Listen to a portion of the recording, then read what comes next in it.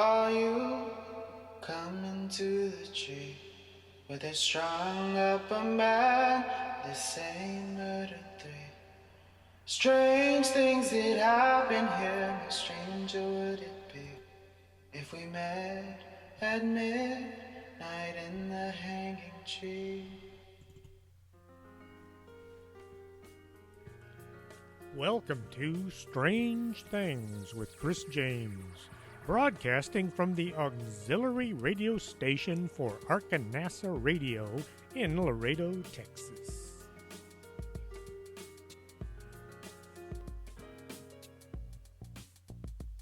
And welcome to the show. I'm your host, Chris James. Remember last year, right around December, when everybody was saying, God, if we can just get through 2020, 2021 is going to be so great and wonderful. Yeah, right. The last couple of days have been interesting, and I don't like interesting. Tonight's show was suggested by Arturo Castro. We were talking, and he said I should do a show highlighting the best shows from each year of my podcast. I never wanted to do a podcast. It wasn't in my list of things I wanted to do. When I retired, I wanted to read some of the many books I've acquired over the years, but never had time to open.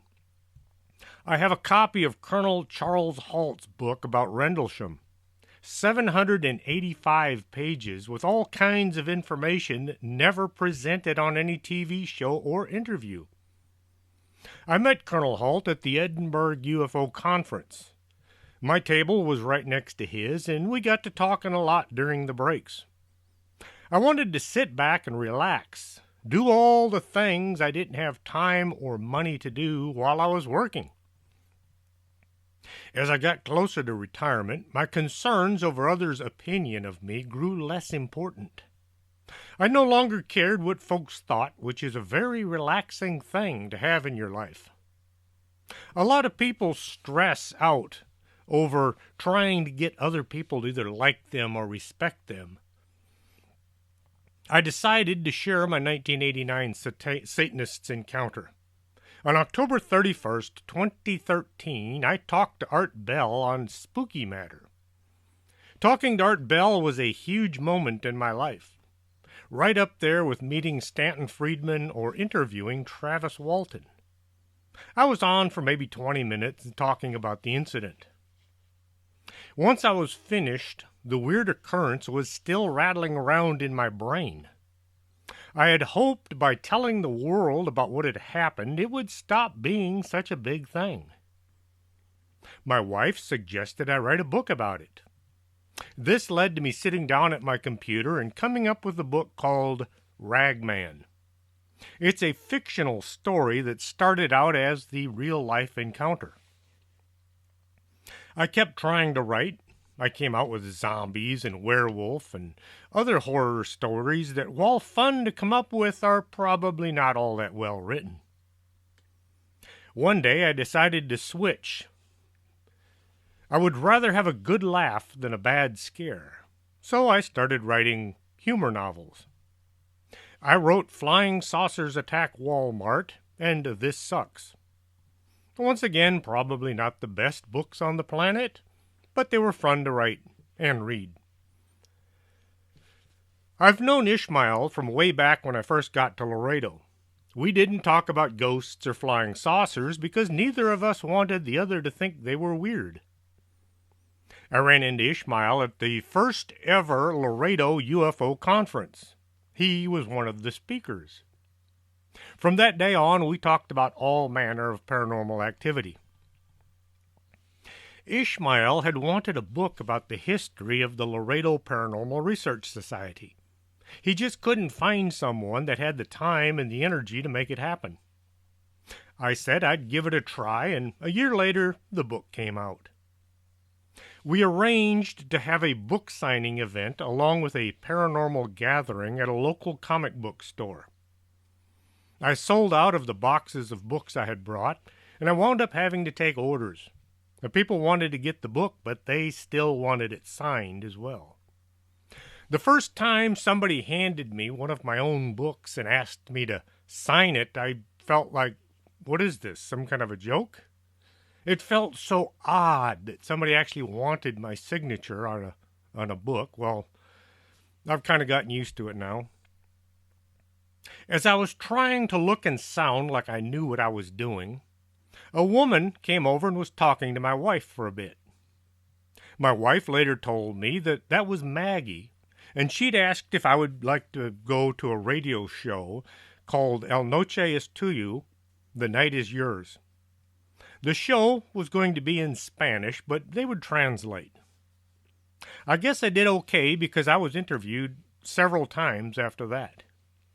We got to know Arturo and Maggie quite well. Well, Arturo started saying someone with talent, should do a show kind of like Coast to Coast the way Art Bell used to do it. I talked about, they wanted somebody to talk about UFOs, ghosts, things like that. Maybe have an interview or two. I said it sounded like a good idea, that he should let me know when it was on, and I would be willing to listen, let him know what I thought. Arturo said I should be the one doing the show. I wasn't interested in becoming a radio host or a podcast host, but he kept trying to get me to do it. One day, Arturo invited me to come to the studio and give the show a try. I needed a name, and I should come up with one quick. As I was driving around, a song came on the radio. It was called Strange Things by Marlon Williams. I liked the spooky sound of the music, so when we got to the studio, I told Arturo the show would be called Strange Things. He added my name to the end of it so that it would be unique.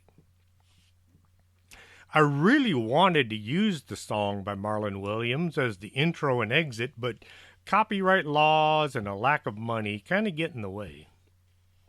Arturo found a song called Strange Things that is a totally different song, but it was on public domain, so that's why we used the music at the beginning and the end of the podcast. May 1st, 2016, I sat down at a desk with a mic in front of me, and I gave it my best. The show was on UFOs as a nod to Mr. Bell. His first paranormal show was on UFOs, and I kind of wanted to follow in his footsteps, if in an altogether less spectacular way. We recorded the show, and then we listened to it. There was background music bleeding over, and it was way too loud. I didn't like the way it sounded, and so I sat down at the desk again, and I re-recorded the show for another hour. I guess the second time went better because Arturo put the show out as a podcast, and I think maybe a dozen people may have listened. I said I'd maybe be able to do 5 or 6 shows before I ran out of things to talk about. I didn't think I could come up with that many shows. 5, 6, maybe 10 at the outstretch. 4 years later, and 243 shows in the archives, I'm still finding strange things to talk about. The show used to be broadcast live on Saturday, and we would record it as I was speaking so we could play it back in the archives later. Every Saturday, I had to hustle over to Victoria Street, where the studios were, and do the show. In 2016, once I talked about UFOs, ghosts, and Bigfoot, I thought, well, let me try a couple of interviews. I'll get some of my friends on the show, people that probably won't say no. I reached out to Ken Gerhard and Nick Redfern. They both agreed, but they couldn't be on the show on a Saturday, so we were going to record everything and then play it back later. Nick Redfern was on the show June 10th. I had invited him to talk about the Chupacabra, but we wound up talking about the Men in Black instead. Nick is a prolific writer. He has written a lot of books. It's a joke amongst his peers that Nick will write a book while waiting to talk about his latest book. Ken came on November 12th, 2016. His schedule had made it necessary to record the show on a Wednesday. We talked about all kinds of cryptozoological things, from the Minnesota Iceman, which Ken had actually seen, to the Loveland Frogmen. Everything went great right up until that Saturday when I went to play the recording. The show wasn't there. There was nothing. The show that never was. It took a couple of years before I could get Ken back on. These were some of my favorite shows, but they aren't what I consider to be the best from 2016. The show I think of when I think about the best was Edgar Cayce. He is one of the top 3 most interesting people ever to walk the earth. Jesus is number 1 and Nikola Tesla is number 2. Edgar Cayce was born March 18, 1877, in Hopkinsville, Kentucky. He was a very spiritual child, and he liked to play with the little folks. And sometimes he saw his deceased grandfather. He knew they were all otherworldly because he said he could see through them if he looked hard enough. He had found it very difficult to keep his mind on his lessons at school. Now, that gives us one thing in common. In May 1889, while reading the Bible in his hut in the woods, he saw a woman with wings who told him that his prayers were to be answered. She asked him what he wanted most of all. He was somewhat scared seeing this flying woman, but he said that most of all he wanted to help other people, especially sick folk. He said he'd like to be a missionary. The next night, after a complaint from the school teacher, his father got after him about spelling. Okay, that's 2 things we have in common. His dad eventually got a little, well, actually a lot of exasperation with his son. Edgar heard the voice of the woman he had seen in the back of his mind. She told him that if he would just take a little nap, just get a little sleep, they could help him. He asked his dad if he could just close his eyes for a few minutes, just grab a little bit of sleep. He would be ready to steady after that. He'd used the book as a pillow, set his head down on the table, and promptly fell asleep. When his father came back a little while later, woke him up, Edgar knew all of the spelling questions. In fact, he could recite word for word everything that was in the book. Well, this got his dad to thinking that he'd been messing around, pretending like he couldn't spell. Eventually, Edgar got in the habit of sleeping with a book under his head. He would absorb everything in it.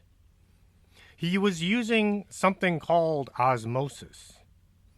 I tried this once, but I think I had the book in upside down because I got dumber instead of smarter. Edgar exhibited an ability to diagnose in his sleep. He'd been hit by a baseball in the lower part of his back while at a school game. He was having all kinds of physical problems after that. He wound up having to stay in bed for long periods of time. One night, he went to sleep, and he diagnosed what was wrong with him. He told his family, and they prepared the cure, which worked. This ability was not demonstrated again for several years. In 1900, Cayce formed a business partnership with his father, selling insurance. In March, he came down with a severe case of laryngitis, and it resulted in him completely losing his voice. Unable to work, he wound up living at home with his parents for most part of a year. He decided he would become a photographer, since photographers didn't have to talk as much as insurance salesmen, and so he became a very well-known photographer. In 1901, a traveling stage hypnotist named Hart was performing in the Hopkinsville Opera House. Cayce got talked in to going on stage by some of his friends. While under hypnosis, Cayce was able to speak quite clearly. Later, an experiment was conducted in the office of Dr. Brown. Cayce's voice returned while under hypnotic trance, but it would disappear as soon as he woke. Hart tried a post-hypnotic suggestion that the voice would continue to function after the trance, but this didn't work. The only local hypnotist, Al Lynn, offered to help Cayce restore his voice. Lynn suggested that Cayce describe the nature of his condition and cure while in a hypnotic trance. Cayce went into a trance, and then he described his own ailment, not like my or I, but he would say we instead. After this, anytime Cayce wanted to induce the connection, he would think about the person while under hypnosis, and he would say, we have the body. Not I, not me, but we. Also, his voice would change. According to the reading of his voice loss, it was due to psychological paralysis. It could be corrected by increasing the blood flow to the voice box. Lynn suggested that the blood flow be increased, and Cayce's face turned bright red. A lot of blood flow. After about 20 minutes, Cayce, still in a trance, declared the treatment was done. Once he awoke, his voice was back to normal, and it stayed that way. Lynn considered the ability as being clairvoyance. He suggested that Cayce should offer his trance healings to the public. Well, Edgar was a bit reluctant because, well, he wasn't a physician, he was a photographer. He was kind of afraid that he might say something that was harmful.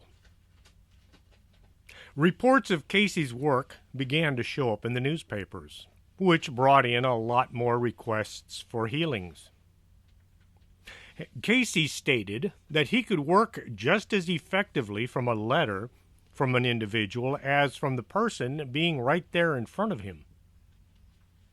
Given only the person's name and location, Cayce said he could diagnose the physical and mental condition of what he termed the entity, and then he could come up with a remedy. There were some who wanted to know where to look for treasure, and others that wanted to know the outcome of a horse race.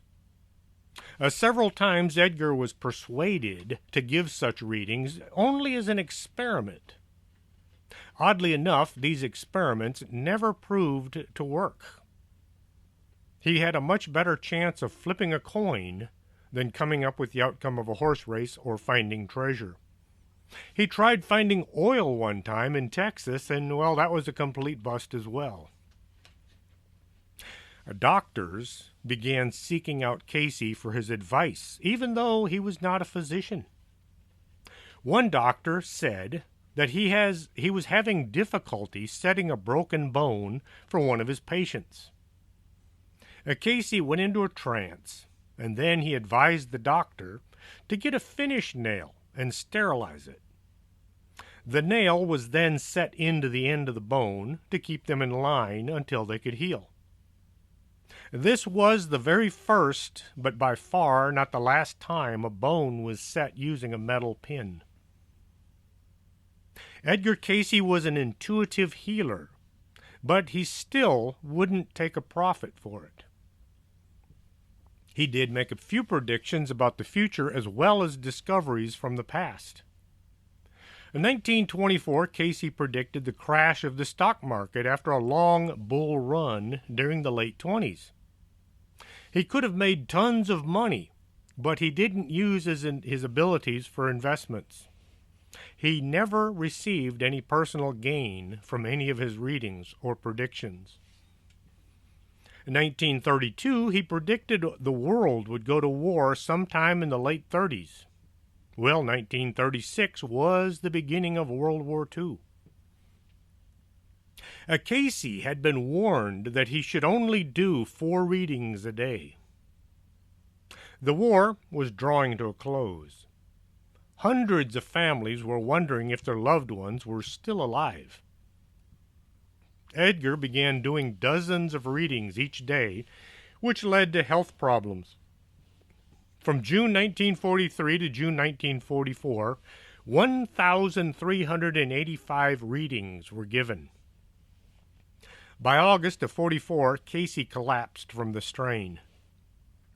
When he gave a reading on himself, the instructions were that he needed to either rest or die. He and his wife Gertrude went away to the mountains of Virginia, but in September, Edgar Cayce suffered a stroke and he died January 3rd, 1945. He was buried in Riverside Cemetery in Hopkinsville, Kentucky. Gertrude died 3 months later. The one show that I did that had an impact on my life that is still having an effect today was when I did Drink Your Poison on March 4th, 2017. When we go to the grocery store, we read the contents of everything before it goes in our shopping cart. We're looking for certain items that, to some people, it's just an ingredient, but to me and my wife, these are poison. Our population is being poisoned mostly with artificial chemical sweeteners. Aspartame is a sweetener that has never been proven to be safe. As a matter of fact, the original safety recommendation panel at the FDA said that aspartame should be denied approval as a safe food ingredient. Aspartame is the technical name for NutraSweet, equal, spoonful, and equal measure. Aspartame originally sought approval for use in dry goods in 1974. Objections filed by neuroscience researcher Dr. John Olney and consumer attorney James Turner in 1974, as well as investigations of the G.D. Searles research practices, caused the U.S. Food and Drug Administration to put approval of aspartame on hold.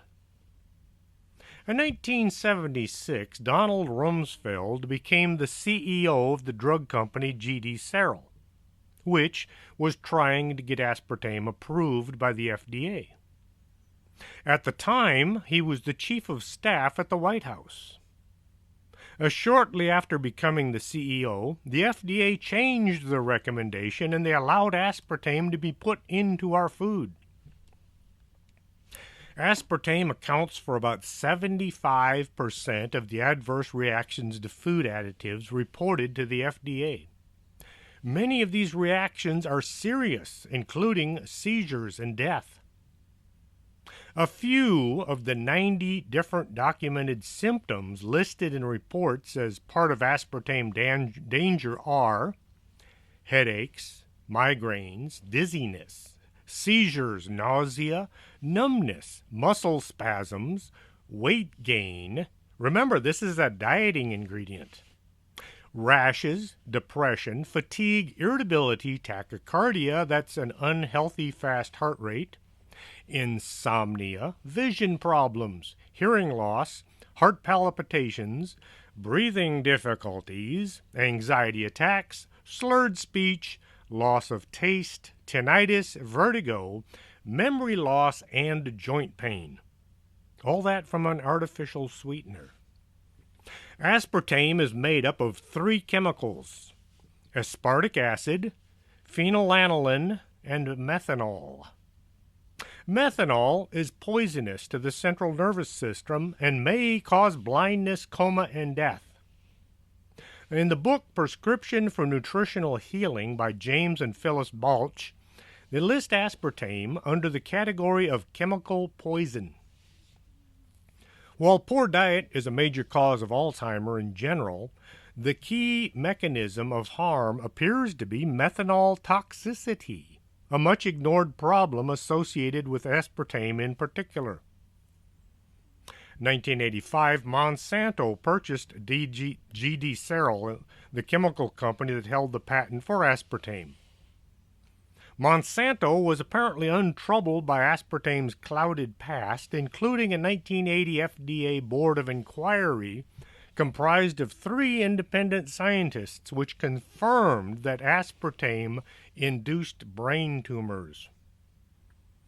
At the University of Chicago, which has a top-rated neurology department, the doctors there said when they gave NutraSweet to lab mice, it blew holes in their brains.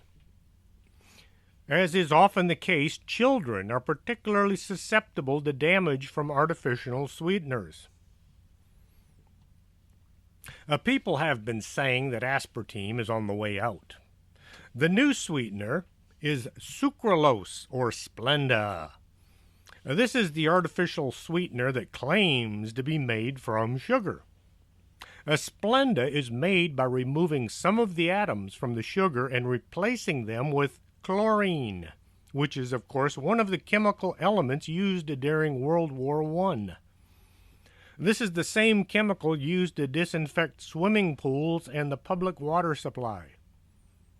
If you think about it, which unfortunately a lot of folks don't, you might start to think maybe there's something wrong with a sweetener that contains chlorine. Would you go and drink from the swimming pool? Well, if you do, there's something wrong with you. If you know anybody who works on swimming pools and who has a pool maintenance business, they will tell you that chlorine gas will kill you. In fact, just handling chlorine, they have to wear protective gloves and a respirator. Still, the food industry is paring chlorine with sugar and calling it a sweetener. It should be labeled poison. When money is to be made and politicians to be bought, the food industry will do as they please, regardless of how many of us U.S. citizens wind up paying the ultimate price. Maybe it's all that fluoride people keep drinking, but, well, that's later on in the show. High fructose corn syrup. Cane sugar is not HFCS. They're not biochemically the same. High fructose corn syrup is an industrial food product and far from natural or naturally occurring substance. It is extracted from the corn stalks through a top-secret process. When you think of corn sweetener, you think of the yellow part of the corn. You know, sweet corn, not the stalk. The sugars are extracted through a chemical process resulting in a chemically, biologically formed compound called HFCS. Let's clear the air just a bit. High fructose corn syrup is not fructose and it is not corn syrup. Those are natural products. High fructose corn syrup is a chemically formed sweetener that is not safe to use. Some basic biochemistry will help you understand this. Regular cane sugar is made of 2 sugar molecules bound tightly together, glucose and fructose, in equal portions, 50-50. The enzymes in your digestive tract must break down the sucrose into glucose and fructose, which are then absorbed into the body.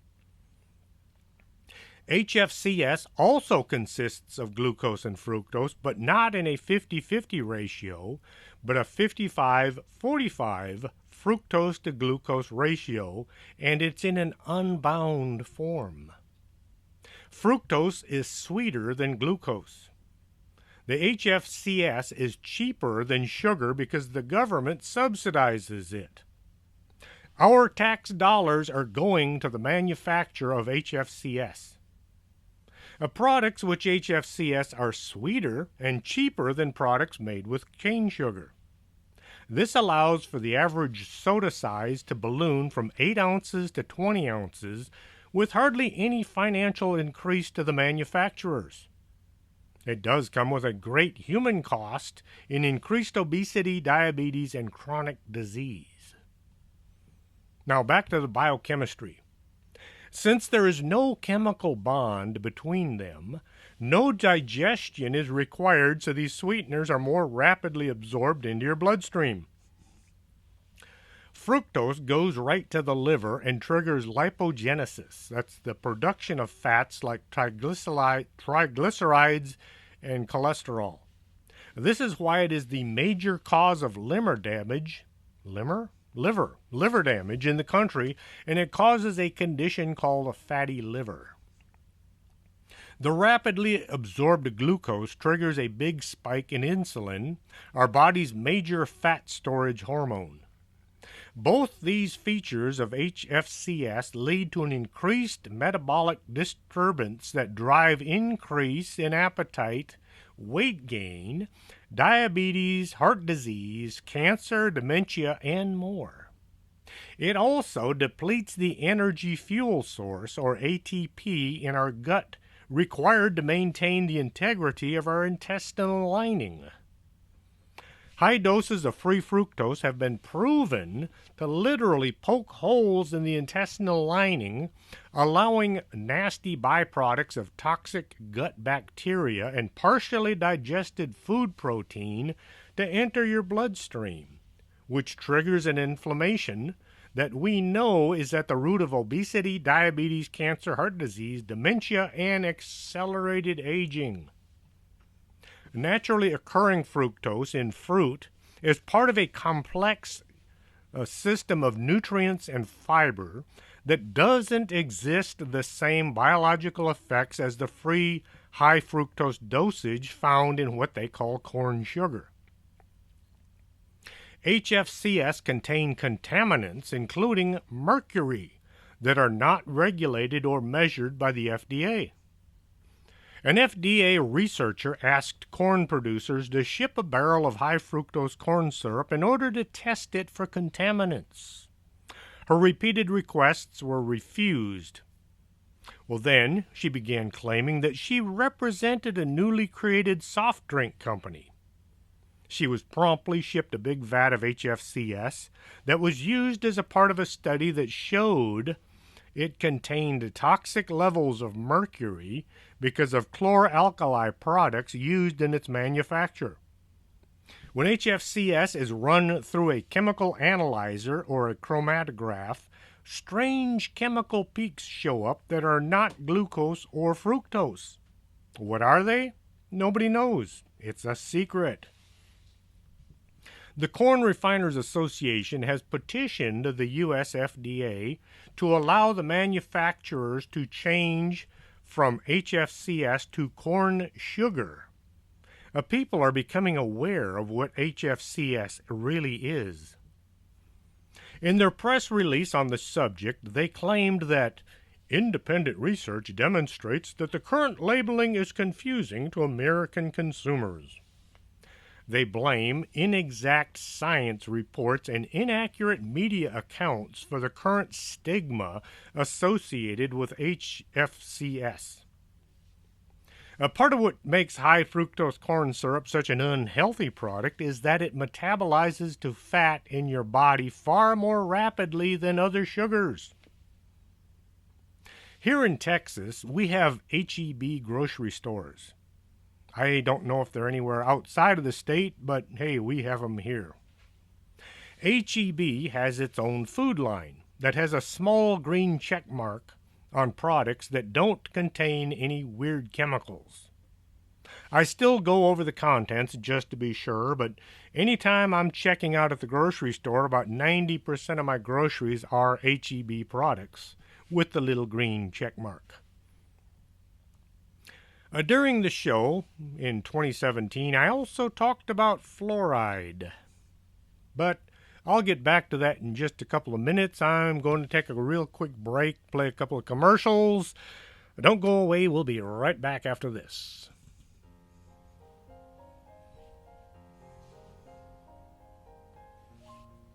If your house is infested by ghosts, maybe it's time to contact somebody that can help you. Call the Laredo Paranormal Research Society and they'll come by and see if they can't do something about your uninvited guests. You can contact the LPRS at laredoparanormal@hotmail.com.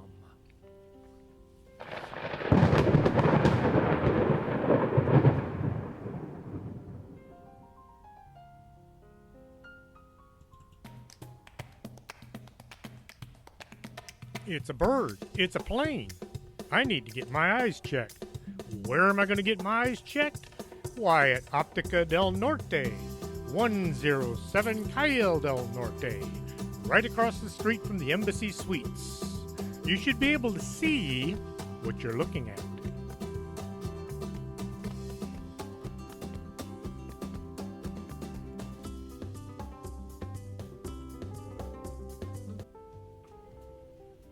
Why would anybody go through life drinking bad coffee?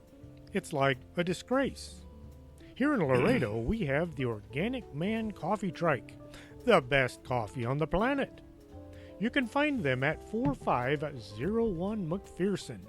Or, if you don't live in Laredo, you can order at organicmancoffeetrike.shop. The absolute best coffee on the planet.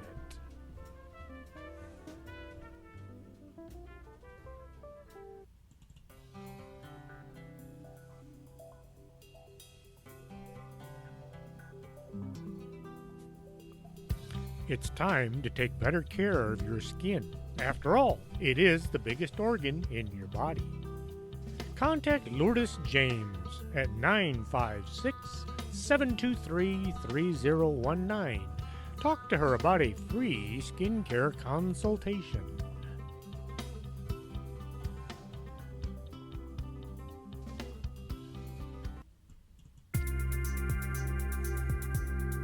This is Arkanasa Radio you've been listening to.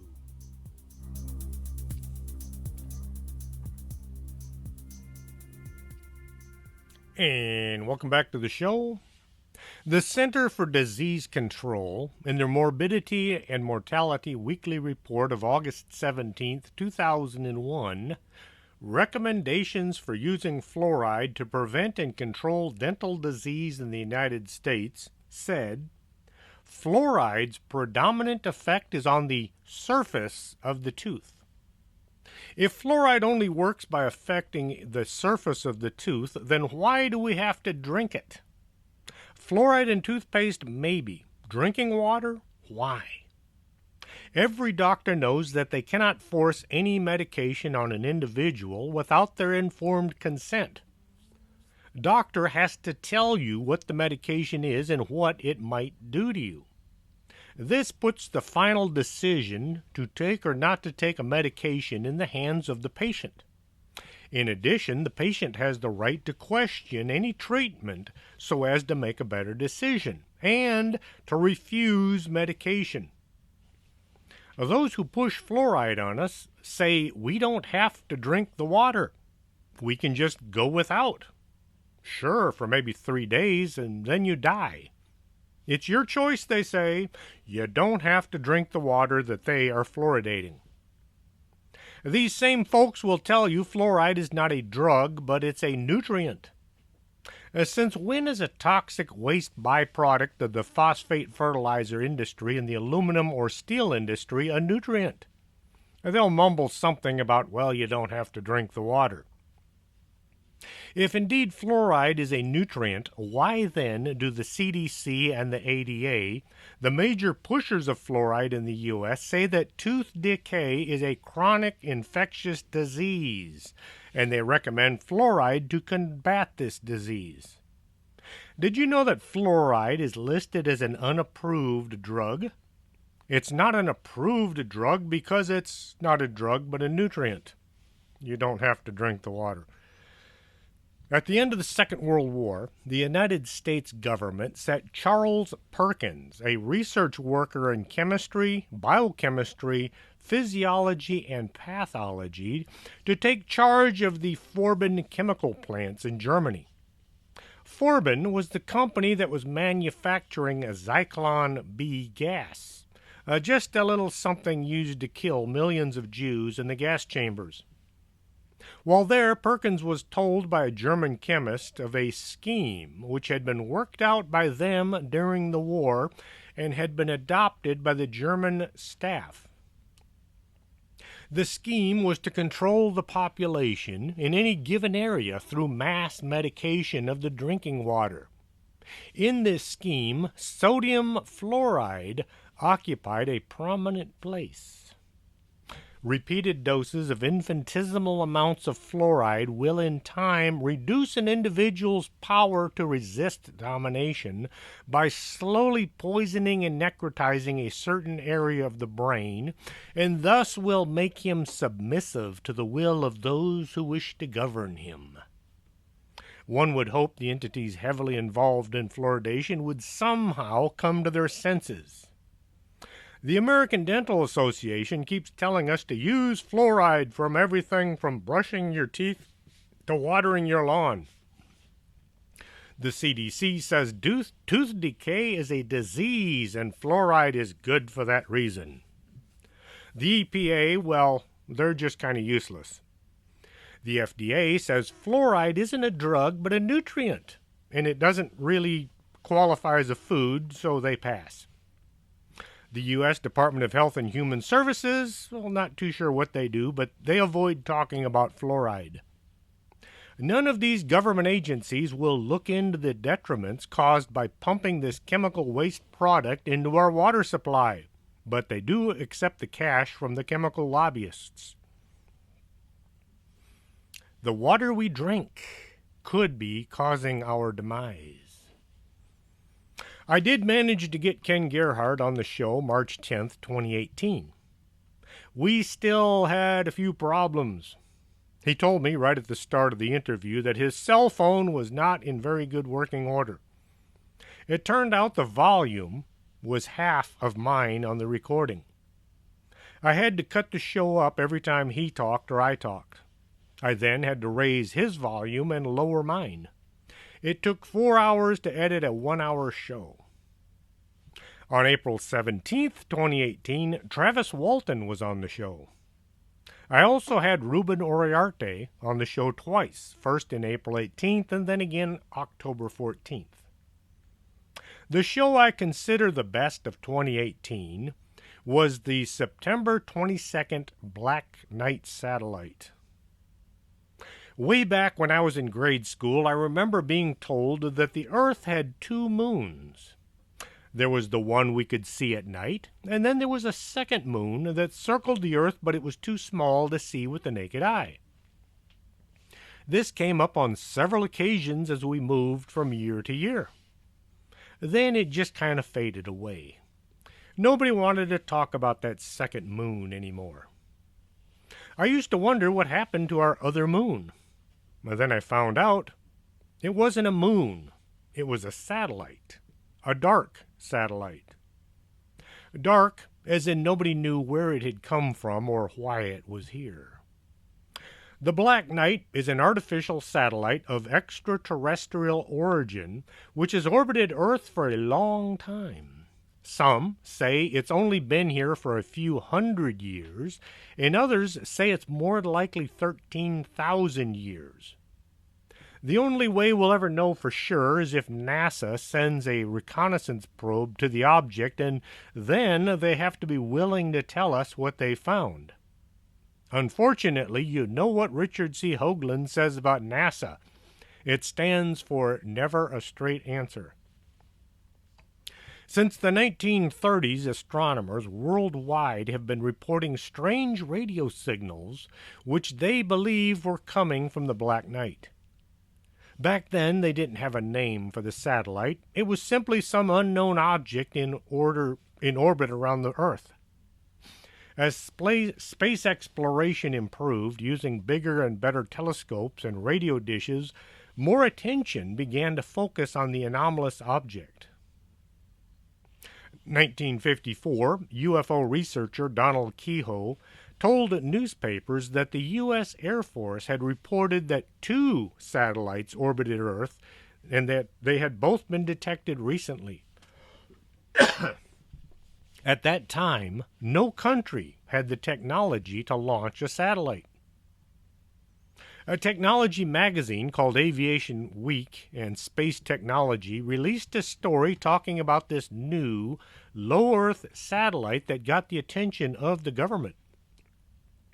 The Pentagon had been keeping a lid on the story, only to have it be blown wide open by a magazine article. Sputnik wouldn't be launched until October 1957.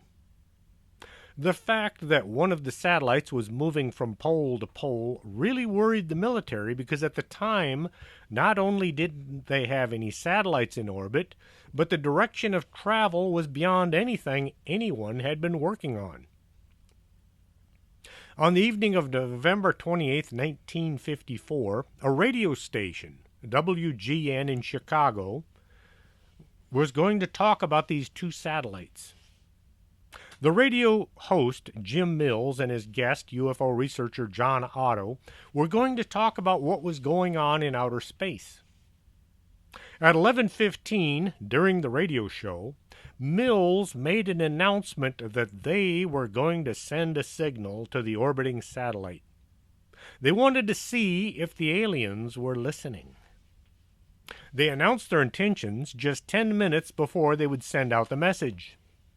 Both Mills and Otto were worried that somebody from a letter agency like the CIA or the FBI or one of those would back a truck up to the rear of the studio and try to jam their signal.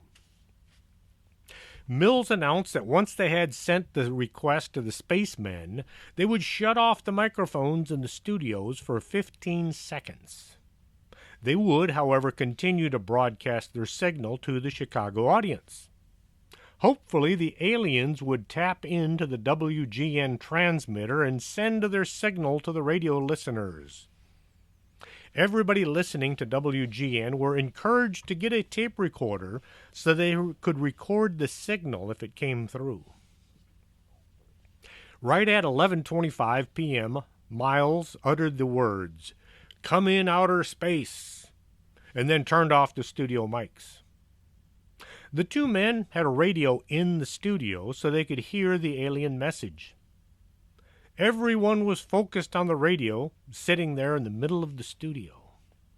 They sat and waited the requisite 15 seconds, but nobody in the studio heard anything. At last the show ended, and the two men left, heading to their homes. As these two men were away from the studio, calls began to come in from people who said they had heard an alien message. They had documents revealed that 5 Chicago ham radio operators also taped weird coded messages coming from outer space. 2 elderly sisters, Marie and Mildred Mayer, called in to castigate the station, saying that they were trying to play a trick on their listeners. The sisters said that as soon as Mills had said, "Come in outer space," they could hear what sounded like jingle bells or something similar coming in over their radio. The station reassured the 2 sisters that they had not been playing any kind of music during the show. One of the sisters said that she had taped the program and they were willing to let them listen. The next day, John Otto met with the women to get their story.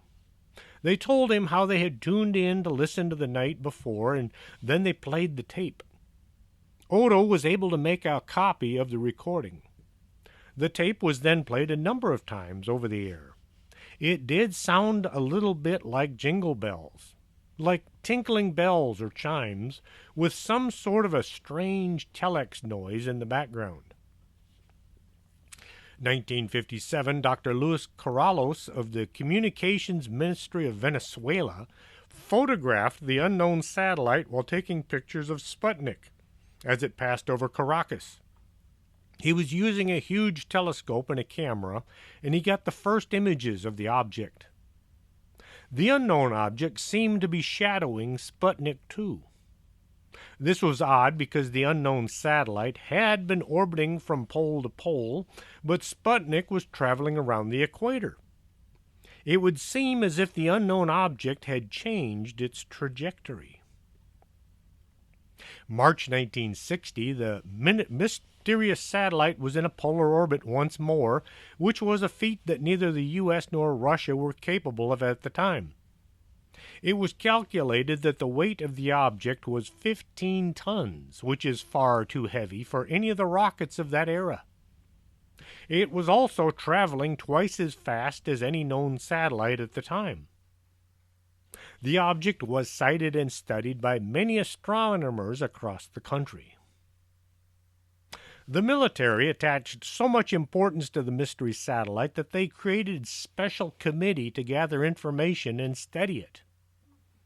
The committee's findings were kept secret and the sightings were brushed under the carpet, until a ham operator began intercepting strange signals coming from the unknown object. The signal was later studied by Scottish astronomer Duncan Lunan. The decoded message shows a star map centered on Epsilon Bostis, which would have been seen 13,000 years ago. In 1960, the press labeled the object the Black Knight. Time magazine had an image along with the name Blacklight Satellite on the cover. September 3, 1960, 7 months after the satellite was first detected by radar, a tracking camera at Grumman Aircraft Corporation in Long Island factory was able to photograph it. This could be the Black Knight satellite only having changed its orbital pattern once more. According to monitoring agents around the world, the Black Knight satellite has been transmitting radio signals for well over 50 years now. Some folks say they were able to decipher these signals. Well, then out comes the government, saying there's nothing there to worry about. NASA began saying that the Black Knight satellite is simply debris left over from a space launch. They never try to explain why people would have seen space junk 50 years ago, long before there was any space junk from rocket launches to be seen. Yeah, like I said, never a straight answer. May 21st, 2019, I did a show on the Zodiac Killer. It was immediately removed by YouTube, citing that the name was copywritten. I didn't know the Zodiac Killer had his name copywritten. It turned out some company in Saudi Arabia had the name Zodiac, and anything using the name got targeted. I took the two words, Zodiac Killer, and I combined them, making one word, and YouTube stopped worrying about it. June 2019, I received a book from Linda Godfrey. It was her latest book coming out soon, and her publicist asked me to read it and then have her on Strange Things to talk about her book. The book is called I Know What I Saw. It's a collection of cryptid sightings from all over the place. A very interesting book. You should get a copy and read it. In September 2019, I received a package in the mail. When I opened it, I found a book that I hadn't ordered. There was a note from the publishers saying this book was coming out soon and they wanted me to interview the author. I was shocked and honored. Lex Lonehood had written Nightmareland, and I was on the list of shows to promote his book. Some of y'all might recognize the name. He was the webmaster for Coast to Coast AM. He was on the show October 10th, 2019. The show I consider the best of the year was August 21st, 2019. I did a show on my own book, Fort McIntosh and the Paranormal. Ishmael had arranged for the LPRS to hold ghost tours and investigations at the Laredo College, which at one time had been Fort McIntosh. The president of the college was looking at my book on the LPRS, and he asked if I had written anything on the fort. I had just a few pages dealing mostly with ghost sightings. His question got me to thinking, well, it's time to write another book. Man, was I in for a lot of work. For the next 10 months, I read every book I could find about Laredo. I dug through newspaper archives, reading hundreds of pages on anything to do with Fort McIntosh. I began to feel like I was stationed there. In 1849, troops at Camp Ringgold in Rio Grande City were dispatched to Laredo to occupy the area and create a camp. You may have heard of Fort Ringgold from my past shows. The place is just as haunted, if not more so, than Fort McIntosh. The folks around Fort Ringgold keep inviting me to come over and interview them so I can work on my next book. I need to get over there. Just right now it's a little inconvenient. No, it's a lot inconvenient. The men from Camp Ringgold marched to Laredo, and then they moved to the area just around the river bend near the old Indian crossing. They set up tents, and they used brush piled up to serve as corrals for the few horses they had. In 1950, Camp Crawford was renamed Fort McIntosh after Colonel James McIntosh, who died at the Battle of Monterey. 1853, they actually began building a fort. I hung around during most of the ghost tours, but I could only be in so many places at once. We were running 6 to 8 tours a night on Fridays and Saturdays all month. For logistical reasons, the tours were only open to staff, students, and their families. The first night, we were at the chapel. The tours would head out to teach the guests how to perform a ghost hunt. Everyone was issued a camera or a recorder of some kind. One of the guests walked into an office, and suddenly he was scratched along his lower back. We checked. We searched the whole room. There was nothing that could have scratched his back, but there were the scratches running up and down along the lower back.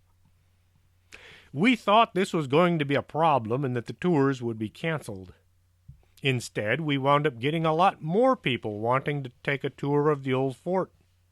They had heard there was some real evidence of paranormal activity, and they didn't want to get scratched, but they did wanted to see something. At the end of each tour, Ishmael would get all the guests to stand in one spot for a photo. These were mostly just for the archives. See who all was there during the night. At the end of one tour involving Arachiga Hall, the oldest building on the fort, the gang stood under a painting of President Domingo Arachiga. In the left side of the photo, you can see the stairs going up to the second floor. On the right of the photo is a hall leading to the back door. In the far back corner of the hall, you can see an image. It looks as if someone is standing back by the door. Nobody was there when the photo was taken. If you blow the photo way up, you can see right through the figure. By comparing the height of the shadow with those in the front, it looks like a little kid, maybe the girl in white. Only she usually shows up looking like a real person, right up until she vanishes. In my book, I tried to cover as much history about the fort as I could. I also included all the ghost stories I could find. A lot of folks had experiences of the paranormal kind, but they didn't want to talk about it. They kind of were afraid that somebody might think they were weird or something. I spent many a day sitting at the college waiting for people to stop by and tell me their stories. One ghost that showed up a lot was that of the little girl, and she isn't just seen at the fort.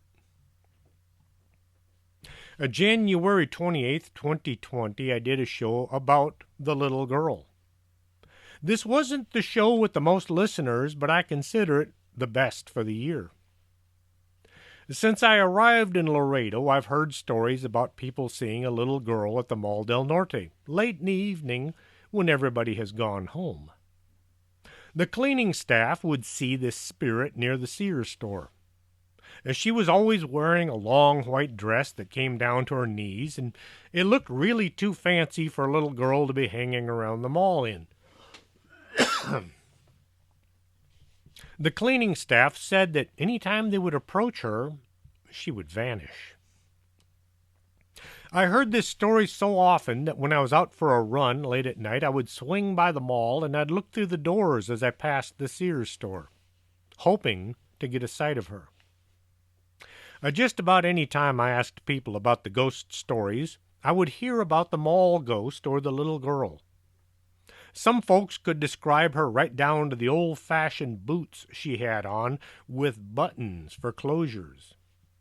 They stopped using buttons back in 1914.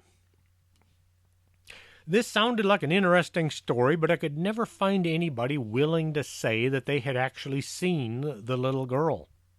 They all knew somebody who said they had seen her, but nobody said they were the one.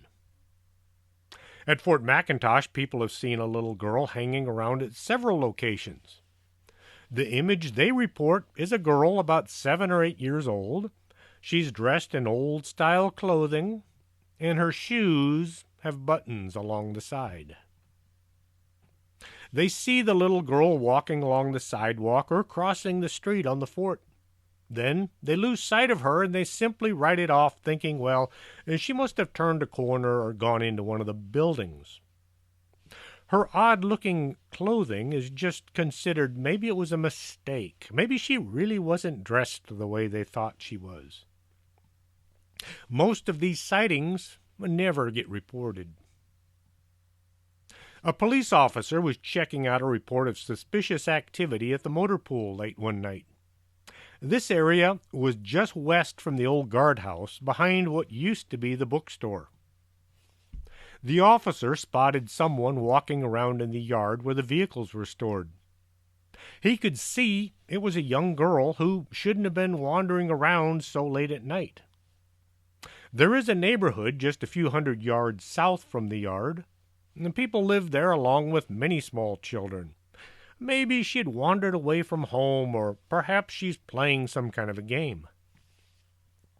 The officer asked her what she was doing wandering around in an area that was off limits to the public. Well, the girl just kept walking along as if she hadn't heard him. He was about to follow when she faded from view. 1 second she was there, looking as real as anyone. She was gone so quickly that the officer thought she must have ducked down behind something. He walked over with his flashlight and he looked behind and under all the vehicles. The yard wasn't that full to begin with. As he was looking, he realized there were no footprints in the dirt. Unable to find any sign of the girl, the officer wrote it off as being unfounded. He wasn't about to tell anybody he was seeing things. After interviewing the police and the staff at the college, I was surprised by how many of them told about seeing this little girl wandering about the place. I wonder if there could have been a connection with the little girl seen at the mall. There was only one way to find out. I went and asked. I dropped by the mall office and I asked the receptionist if I could talk to anybody about the little girl. She smiled and told me I should get with the security guards because they had seen her on many occasions. I spent several days talking to security officers and writing down their stories. As I dug into the little girl's story, I found out she had been seen in a school near the mall, as well as a motel across the street. They've also seen her out at the LEA, or the Sames Arena, I guess it's called today. There's a lot more to tell about Paranormal Laredo. You can get a copy at either the Organic Man Coffee Trike or the Phoenix Bookstore. If you're not in Laredo, it is available at Amazon. If you like tonight's show and want to hear more, you can find the archives on YouTube. Be sure to type in the whole name, Strange Things with Chris James. You can find all my past shows there. You can find the ones that I consider the best of each year, or you can just listen to any of the shows that strike your fancy. Until next Saturday, this is Chris James for Strange Things. Are you coming to the tree where they strung up a man, they say murder 3? Strange things that happen here, no stranger would it be if we met at midnight. night in the hanging tree.